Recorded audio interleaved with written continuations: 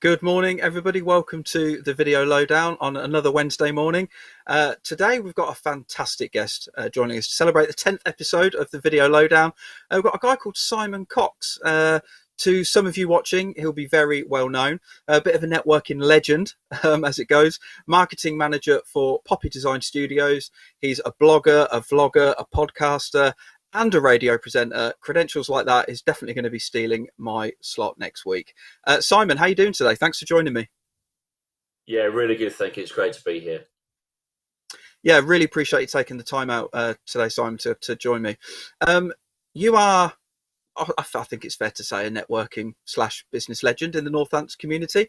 I think many people would agree with that. You've got a very rich history in kind of business and bringing people together through business. I think we first touched base back in maybe 2013, 2014 when you were running Get Embroidered. You did some shirts, I think, and some hoodies for me for the video production company I was running at the time.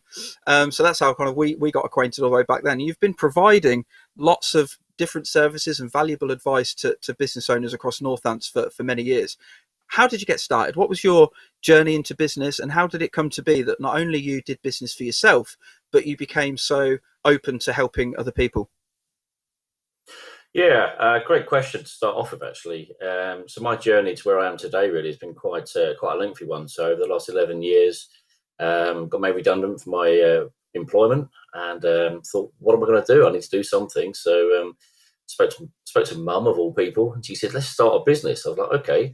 So that's when Get Embroidered, as you mentioned a minute ago, the embroidery company ran for 6 years, I think it was, came about. And I sort of thought, you know what, I need to get out there. I need to do something here. Let's get some leaflets printed. So I went along to a printer in Wellingborough and got chatting to the printer. And he just said to me casually, he just said, do you know anything about business networking? And I went, no, that's going to be full of people with hot air and, people telling their stories and things. He said, well, come along and see what it's about. So I went along to the business club at Russell and Diamonds football club at the time, and I walked in absolutely petrified.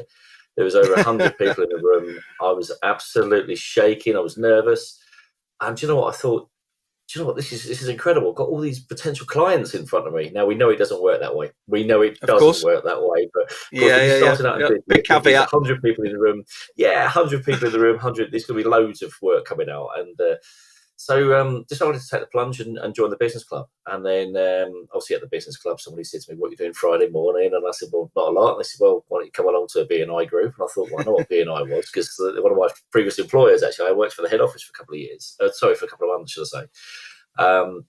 So I thought, let's give it a go. And, since then, it's got me to where I am to today. So, obviously networked locally, obviously regionally, nationally, and now obviously internationally. So it's been an absolutely amazing journey, and thoroughly enjoy it.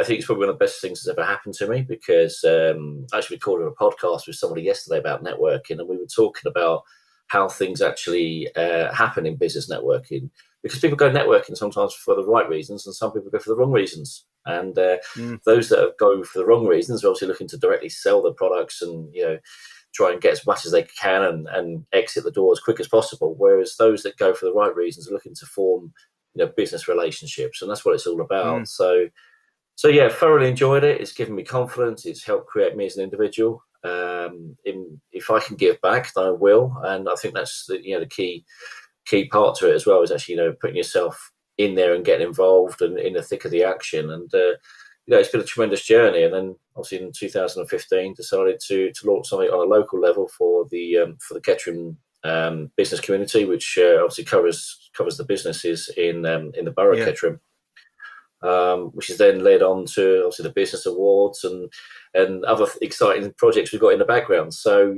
I absolutely embrace it. I'd recommend it to anybody. Get out there, try a business network group, and get involved, because your own education, the contacts, and also the friendships that you actually have and develop in business network. We met through business networking. I think we did actually. Tremendous. Yeah, I think it was. Yeah, I would recommend it to anybody.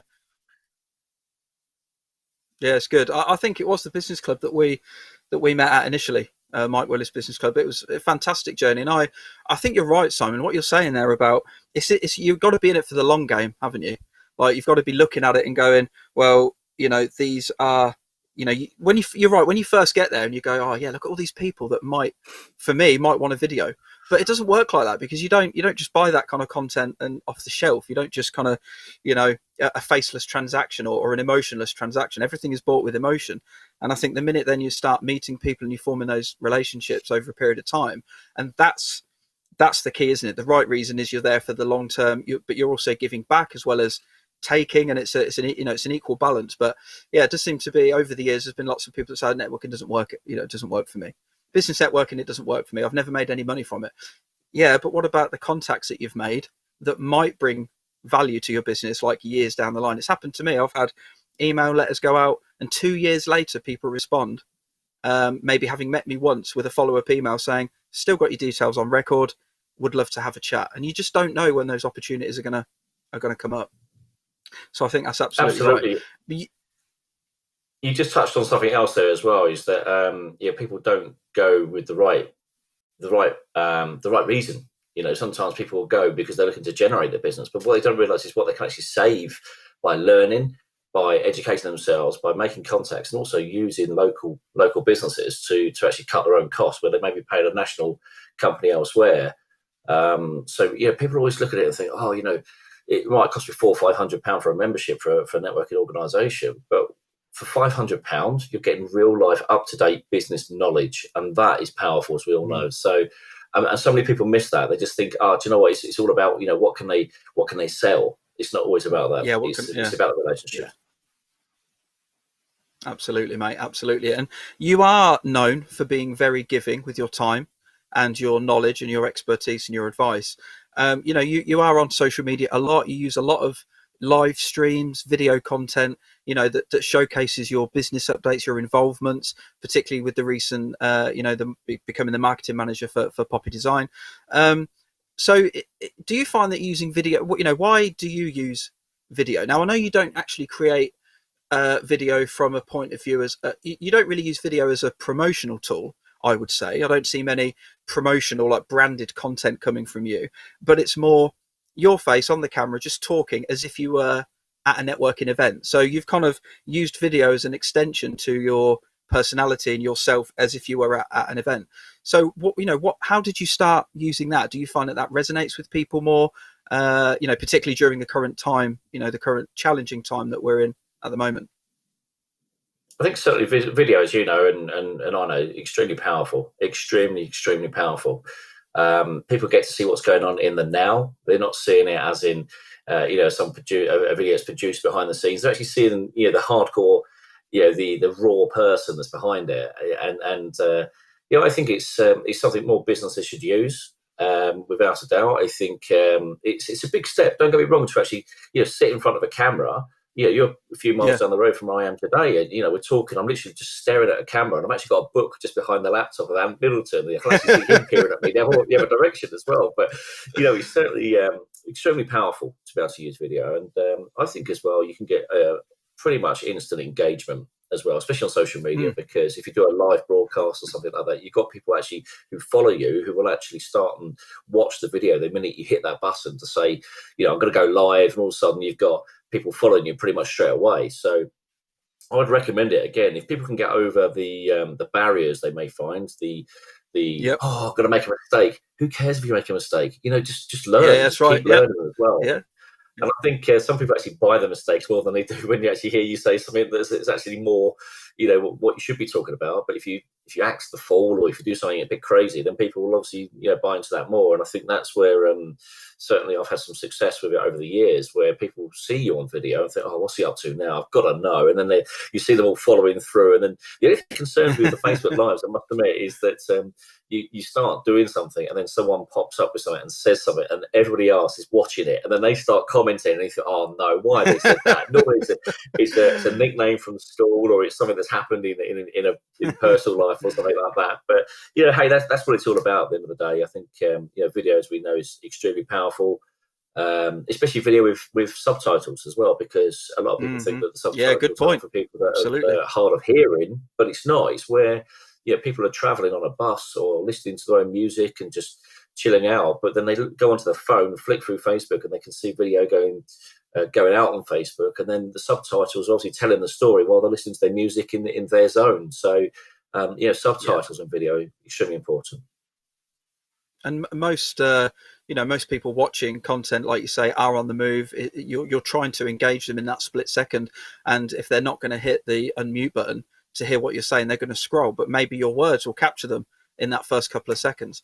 It's interesting what you're saying about, what we were talking about just now about using video as an extension. It's like people hear the word video, business owners hear the word video and go, yeah, but one, I don't have the money, or two, I don't know, you couldn't make a video for my business. What I do is unique. Fine. That's the whole reason to make a video then, is because you've got a unique proposition. But actually it doesn't have to be about creating that big, commercially driven promotional piece. It can be just using it as an extension of your personality and using it as an extension of what the message you're trying to deliver in the way that you do. You're not spending thousands of pounds on big branded business branded content. It's Simon Cox on Facebook Live, building the new radio studio, or Simon Cox out for a run talking about business, or a charity. So I think there is, especially right now, there is loads to be said to be using content in that way. And it's the fear. Get over that fear, and you can really start engaging properly with your audience. So moving on from that then, obviously this is a video podcast because I am a video producer, and I like to be, I love to see the person I'm talking to and all that kind of stuff. But you also host a podcast, the Let's Talk Small Business podcast. So that came out not that long ago. You've been hammering out the episodes. You've been getting loads of guests on, loads of informative, great stuff. How did that come about? Was that something that similar to this kind of came out of lockdown, or had you been planning that for a little while? I decided a couple of years ago to give it a go on podcasts, and everyone said to me, I was talking to at the time, about 2 years ago, people said to me, "Oh no, it will never lift off. It will never work. No one's interested." And I thought, do you know what? Yeah, I like it when people say that because I want to prove them wrong. It's crazy though. It is. I mean, it's just them. I think, do you know what? You're wrong, not me, and it's proven. So, also got involved with the community radio station last year, but actually became one of the presenters last November. And during lockdown, obviously you're not able to get into the studio. My show was postponed for 6 weeks. I thought, what am I going to do? I'm going to go stir crazy. I love talking to people. And I thought, do you know what? Launch the podcast channel. So I came up with the idea of launching podcast channel literally about small businesses. So what I actually do, very similar to what you do, but obviously without the video. And, literally gave them a couple of questions, and I said, look, sorry, they gave me a couple of questions to ask them. So they always know the answer. They know what's coming. There's no surprise or anything coming at them. And I thought, you know what, I'm going to give this a go.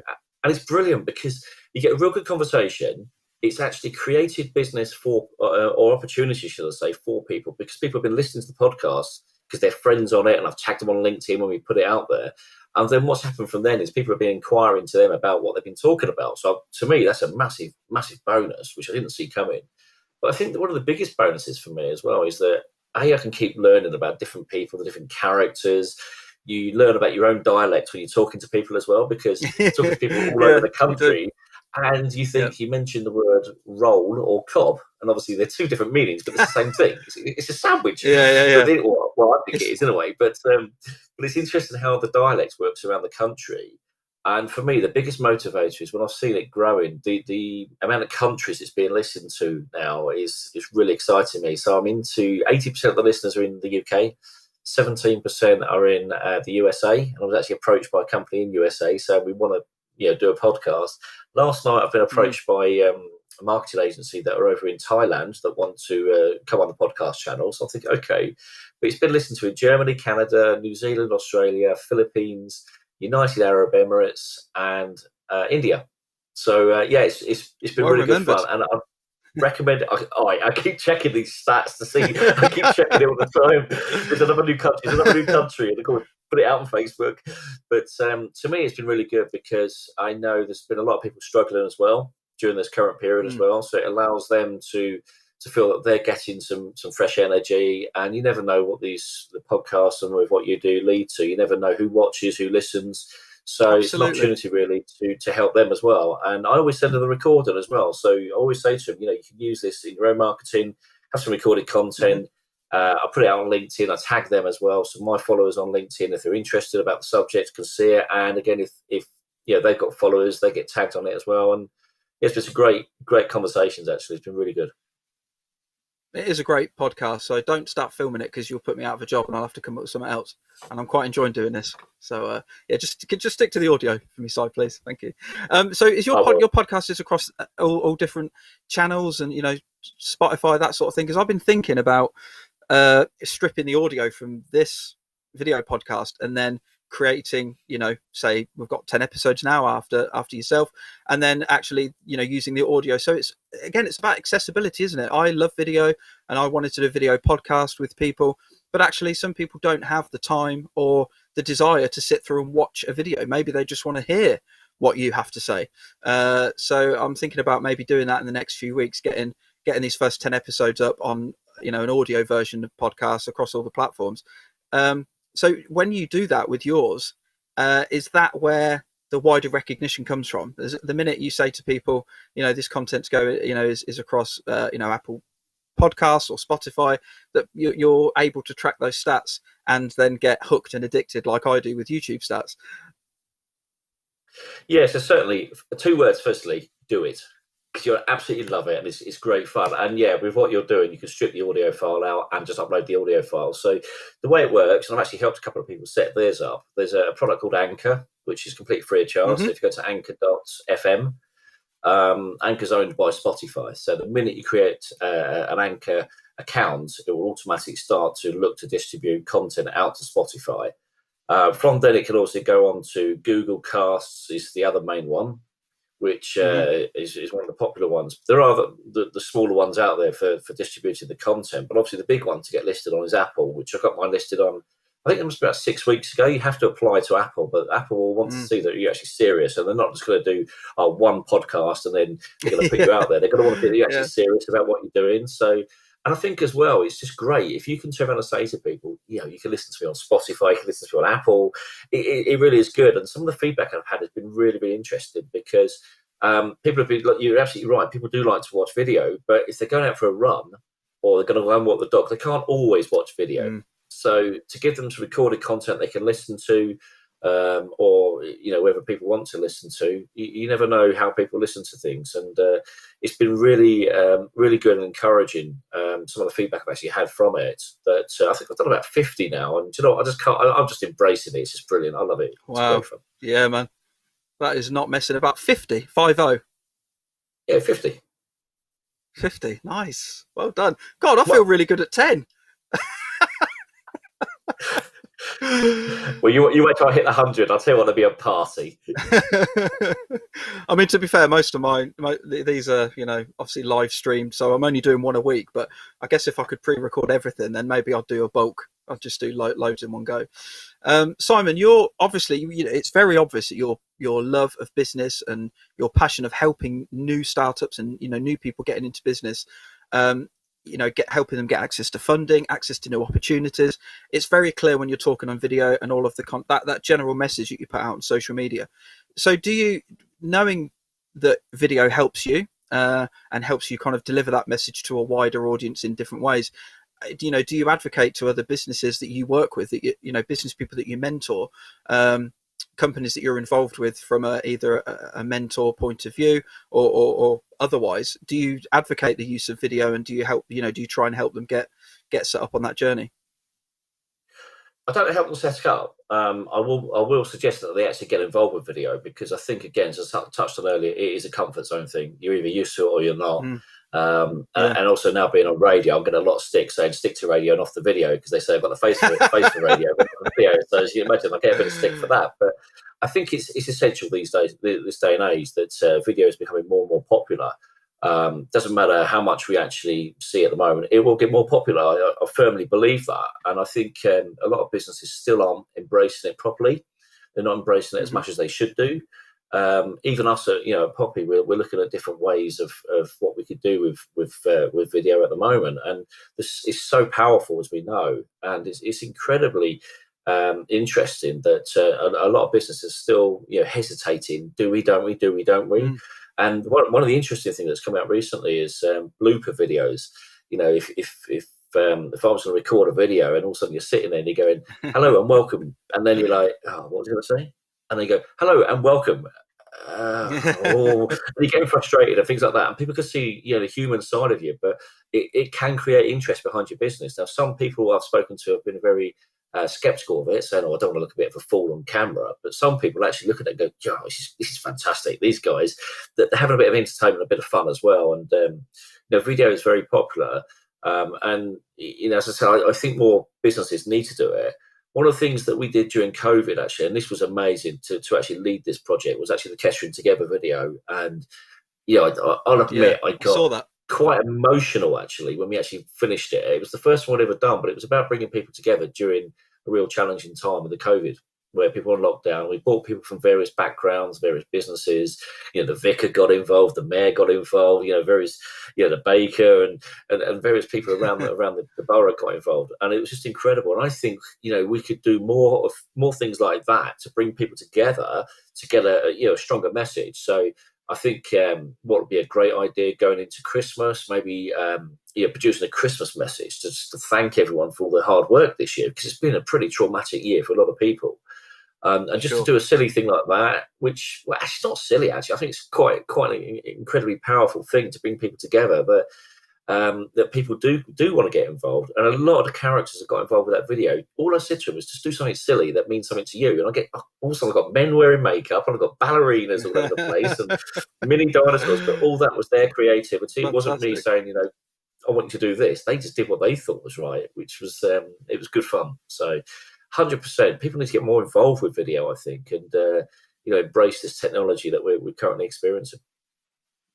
And what's really interesting about that, Simon, is that you've put that message out there, and maybe some of those people that would ordinarily, under what we say a professional business talk, if you said go and use video, they'll go, "Oh, I'm not too sure about that." But the minute you are reaching out to them not on a business level, but saying, "I'm going to, we're producing this video. If you want to get involved," they're all up for it. So it is a mindset, isn't it? Because they're not viewing it as I've got to do this for my business and I've got to be professional and I can't mess up and X, Y, Z. They're actually going, "Oh, well, I've been given the green light to just be a bit silly, so fine." And I think that is a massive roadblock, is people worrying and that they're going to look silly or feel silly. And sometimes when you first start, I think, we can probably all vouch for it, that, it does feel a bit silly when you're talking at nobody and you're just looking at a little green light or a red light. But when you start getting that feedback from people, like you did with this, Kettering Together video, how did you facilitate that then? So you literally just put the call out,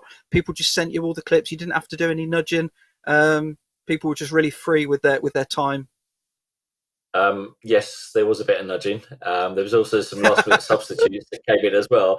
But what I did was I contacted people I thought would be interested to get involved on the video. So, spoke to people in the community, spoke to business owners and said, look, I think we should do something for the public. We should do something for a bit of fun.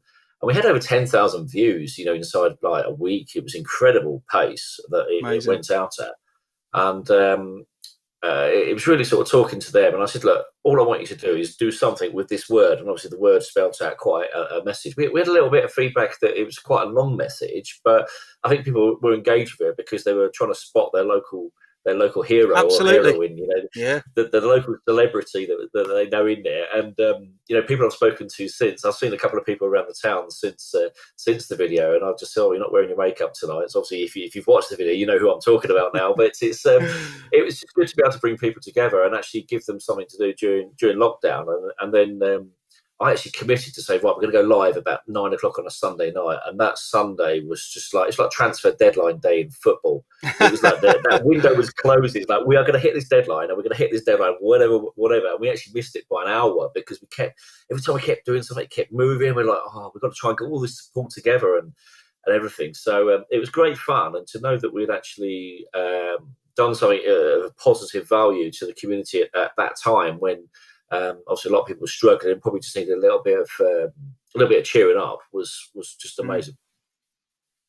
It's fantastic, mate. I've seen the video. I think it's wonderful. I'm a Kettering boy, born and bred, and there were some recognisable faces in there, and I thought it was a really fantastic job. Great idea. A lot of great video content comes down to the concept and the idea. It was really, really simple. And what you just said there, Simon, about giving people something to do during lockdown. So talking about lockdown and the C word, it has hit a lot of people very, very hard, like either personally, financially, family wise. And we can't communicate with each other in the same way that we once could, and we don't know how long that's going to be like that for. I'm a video producer in an events company, so we're fast moving over to virtual events, digital, streamed events, because we know we're not going to see any face-to-face contact at events for at least another 12-18 months, maybe, depending on how the situation keeps evolving. But that's the same across a lot of sectors, I feel. And the networking meetings that you and I once attended are now done over Zoom or Skype or video calling. How has that been for you as a veteran, not age-wise, but a veteran of networking in experience? How has that been for you in terms of switching from being able to walk in the room, shake somebody's hand and say, hi, how you doing? Good to see you again, having a cup of coffee, to going on a Zoom call at 9 o'clock in the morning? Do you still feel you're able to get that same level of connection with people? It's interesting you asked the question, because it is different, without a doubt. The negatives. Let's talk about the negatives first. So I think the negatives are that you can't tell what people are doing. So you see people doing this, and you see them doing like this. You're not listening. You're not actually listening. You're checking your emails, and you're playing solitaire or whatever you're doing on your computer. So you see the negatives, and you see those that aren't necessarily prepared, or they're not comfortable with camera. Now let's be fair. A lot of people have had to become almost TV presenters overnight very quickly just to be able to communicate. Yeah. So let's be fair. The positives, oh my gosh, it's opened up the world to a lot of us. And, I never really looked at video networking. I would always look at handshaking and cups of coffee and actually having some fun. And, it's been incredibly interesting to see how it's changed. Some of the meetings I've been to, I've ended up in Lord Billamore, who's the chairman of Cobra Beer. I ended up in his back bedroom on video. So I'm sitting there actually attending a conference that he was talking to us about what it was like during COVID's outbreak for his business. And I'm actually looking at him thinking, where are we? Are we actually in your bedroom? So you see the insights of people's lives, and quite occasionally you get a cat walking across the screen or a dog, and so that's been interesting. On a positive note as well, I mean, I'm attending a network group on a Thursday lunchtime in Liverpool, and I now keep a diary. So I don't have a diary, I have a diary, which is literally a spreadsheet of Zoom events where I literally flick from one to another. So you could trademark that, Simon. Oh, there's dating as well. I'm going to start the dating process on Zoom. But yeah, it's been interesting. It's been brilliant, because I've met people that I would never have thought about meeting before. Never would have ventured over to Liverpool to go and have a look at talking to people. The education that we're picking up, and how they're looking back to us in Northamptonshire and saying, what are you guys doing? And everyone seems to be in it or not in it. Now, those that aren't involved and don't get involved in the networks online, and it is notable that there's a few people that we sort of think, where are they? Are they actually okay? So again, that leads to a phone call or a message to say, are you okay? Just to make sure they're okay. And some of them have been furloughed, some of them just said, look, I just want a time out. Some of them obviously got other reasons why they don't attend Zoom calls. But it's been interesting to meet some I'm just going to say the words, really weird and wonderful but welcoming people, because it's been like a breath of fresh energy coming at us. There's a group I go to in Andover on a Thursday, and Susan, that runs the group, she was a bit sceptical at first, like, why are you coming to my network meeting? I said, well, you've put it on Eventbrite, and it just says anyone can come. So I was like, hey. And we got chatting, and we've built a really good relationship, and I've been helping her, and we've been exchanging ideas. And I think it's kind of opened up a new world to us and given us more confidence that we can do business over Zoom, or not even Zoom, but over video conference. On a positive note with the environment, I'm not having to fly around in the car so much, so I'm not feeling so tired. I'm feeling really energized by all this. It is. It's massive, and it's. I think some real positives, and I think it's possibly going to be here to stay. Whether people like it or not, I think it will be here to stay. What we've got to be conscious of is if we're going to start networking virtually, say in Peterborough, and we're in Kettering, that if we're going to go back to a face-to-face meeting and then decide to go to this meeting, if we're going to have a face-to-face meeting in Kettering, come out and say, well, I've got to go now, I've got to go and sit in the car and actually, start and join that meeting on our phones in the car park and sat there for an hour to an hour and a half. So it's interesting how people manage their time as we sort of potentially head back towards face-to-face meetings. Don't get me wrong, I'm missing the face-to-face people. Face-to-face meetings. I'm missing the handshake, the additional conversations that appear. Not just right, this finishes at 9 o'clock. Or sorry, finishes at 10 o'clock. We've been on this call for an hour, and then we head off. And as you can see, like yourself, I wear a headset when I'm on the Zoom calls because it helps my concentration on being able to listen to people rather than just coming out the speakers of the laptop and that. So I think it's definitely going to be here to stay. I think it's potentially opening up opportunities to people. And there was an amazing networking event yesterday down in Portsmouth. There was over 150 people on that networking event, and it's incredible to see people coming together from all over the country, probably even all over the world. It's opened up the world to a lot of us and given us some fresh injection of energy when it's been quite a challenging time. Yeah, and I think, like you say, it enables people from all over. You can get 150 people across the whole of the UK that otherwise maybe wouldn't have all gone to a live event. They maybe wouldn't have all got tickets, booked their diary, sorted childcare, put some actual trousers on. There would have been lots of things that they maybe wouldn't have done to have actually attended that meeting. So video calling, I 100% agree with you. I think it's here to stay. I think it's a fantastic introduction to video for people that have never done it before. And the people that are feeling a little bit uneasy with it will get comfortable with it the more they do it if they embrace it. Obviously, if you don't embrace it, then you're not really speaking to hardly anybody at all. So I think it's fantastic that you have you and other people just check in with people that might, that you might see regularly on a face-to-face basis that you can't see.